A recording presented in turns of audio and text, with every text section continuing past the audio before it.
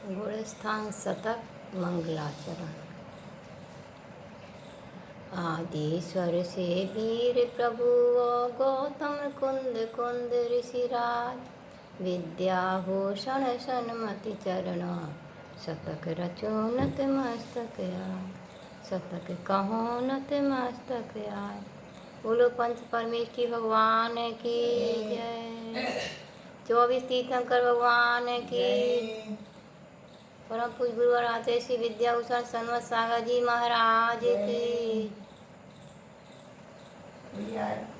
परम ऋषि आका श्री गणियाका श्री मुक्ति भूषण माता जी की जय। धर्म प्रेम बंधु, गुणस्थान शतक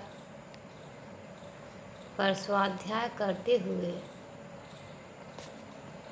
अभी तक गुणस्थानों के स्वरूप को समझते हुए अब बंध व्यवस्था को समझ रहे हैं कि कर्मों का जो आत्मा के साथ बंध होता है उसमें बंध में क्या क्या विशेषताएं होती हैं और बंध है कितने प्रकार का होता है।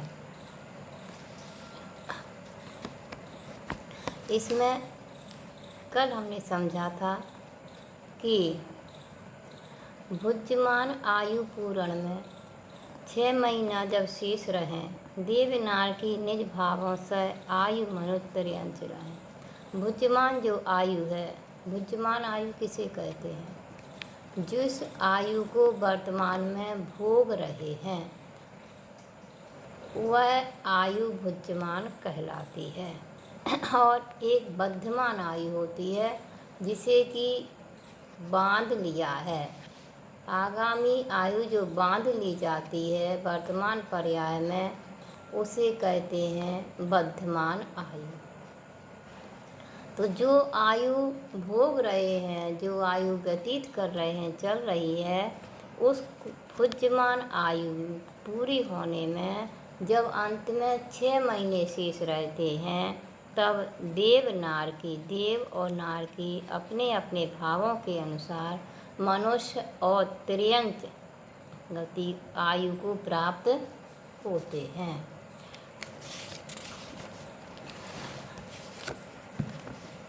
वर्तमान आयु को भुज्यमान आयु कहते हैं। आयु कर्म का बंध सभी कर्मों के समान प्रति समय नहीं होता है। वैसे तो सारे कर्मों का बंध प्रति समय होता रहता है, लेकिन आयु कर्म का बंध प्रति समय नहीं होता है। देवनारकियों के भुज्यमान आयु में जब 6 महीने शेष रह जाते हैं तब नवीन आयु का बंध होता है।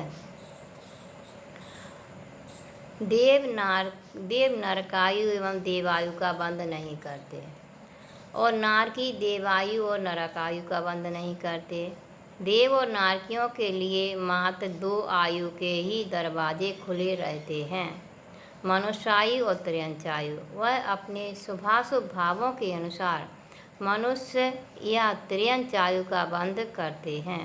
मिथ्या दृष्टि दोनों में से किसी भी एक आयु का बंध कर सकते हैं।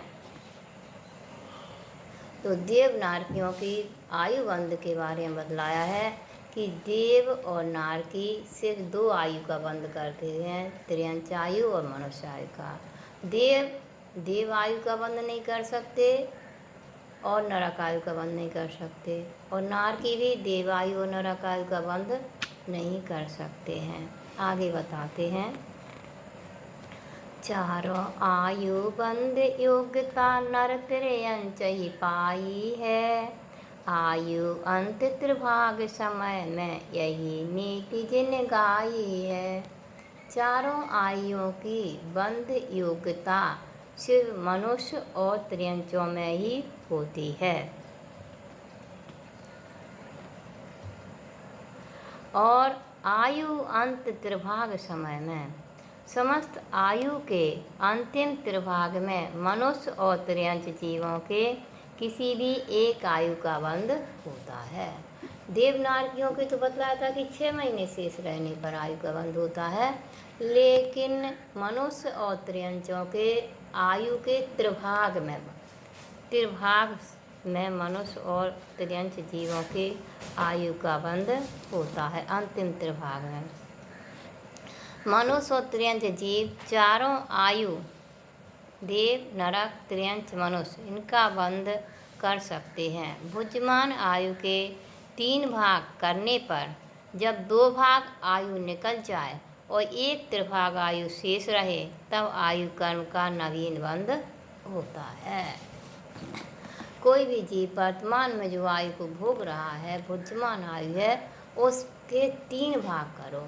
तो 3 भाग करने पर 2 भाग आयु जब निकल जाती है और 1 भाग आयु शेष रहती है तब नवीन आयु का बंध होता है। आयु के त्रिभाग में 8 अपकर्ष काल होते हैं जिनमें आगामी नवीन आयु का बंध होता है और आयु बंध का मौका एक बार नहीं मिलता है, 8 बार आयु कर्म बंध करने का मौका मिलता है उस त्रिभाग में। उसे कहते हैं अपकर्ष काल, 8 अपकर्ष। प्रथम अपकर्ष काल में जीव के शुभाशुभ परिणामों के अनुसार अर्थात कृष्णादि लेस्या रूप परिणामों के अनुसार आयु कर्म का बंध होता है। जो त्रिभाग में प्रथम अपकर्ष काल पड़ता है उसमें जीव के भावों के अनुसार, लेस्या के अनुसार आयु कर्म का बंध होता है। जिस आयु का बंध एक बार हो जाता है उसमें आगामी परिणामों के अनुसार हीनाधिकता तो हो सकती है परंतु दूसरी आयु में परिणमन नहीं हो सकता। एक बार जो आयु बंद कर ली है वह फिर बदलती नहीं है। गति तो बंद तो बदलता रहता है बार बार, लेकिन आयु कर्म एक बार जो बंध जाता है उसी में हीनाधिकता तो हो जाएगी, कम बढ़ आयु की स्थिति हो जाएगी, लेकिन आयु वही रहेगी। जैसे कि राजा श्रेणिक ने जब नरक आयु का बंध कर लिया उसके बाद भगवान महावीर स्वामी के समोषण में जाने पर भी, छायक सम्यक दर्शन प्राप्त कर लेने पर भी उनके नरक आयु का बंध बदला नहीं, छूटा नहीं, उन्हें नरक में जाना ही पड़ा। यदि प्रथम अपकर्ष काल में आयु का बंध ना हो तो उस 1 त्रिभाग के पुनः 3 भाग करने पर 2 त्रिभाग निकल जाने के बाद अंतिम त्रिभाग में आयु कर्म के बंध का अवसर आता है।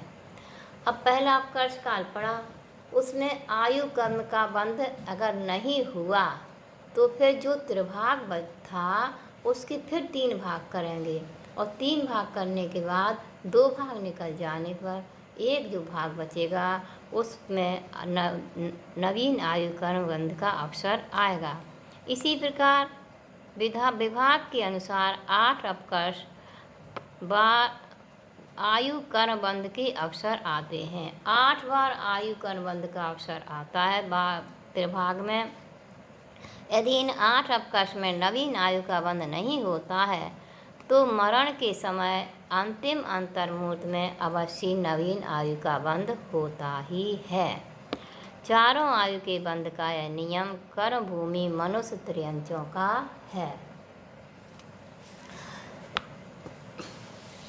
इस तरह से आयु कर्म की विशेष व्यवस्था है कि यदि किसी ने 60 वर्ष की आयु का बंध किया है और उसके 3 भाग किए 20-20 वर्ष के, तो 20-20 यानी 2 भाग निकल जाने के बाद अंतिम जो 20 वर्ष शेष रहते हैं उसमें उसका प्रथम अपकर्ष काल आयु बंध का पड़ेगा।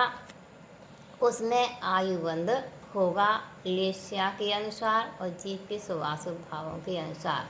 यदि कदाचित उसमें आयु कर्म का बंध ना हो तो जो 20 साल है उन 20 साल के फिर 3 भाग करेंगे और उन 3 भाग करने पर 2 भाग जब निकल जाएंगे और 1 भाग आयु शेष रहेगी तो फिर उसमें पुनः अपकर्ष काल पड़ेगा आयु बंध के लिए, उसमें आयु बंध होगा।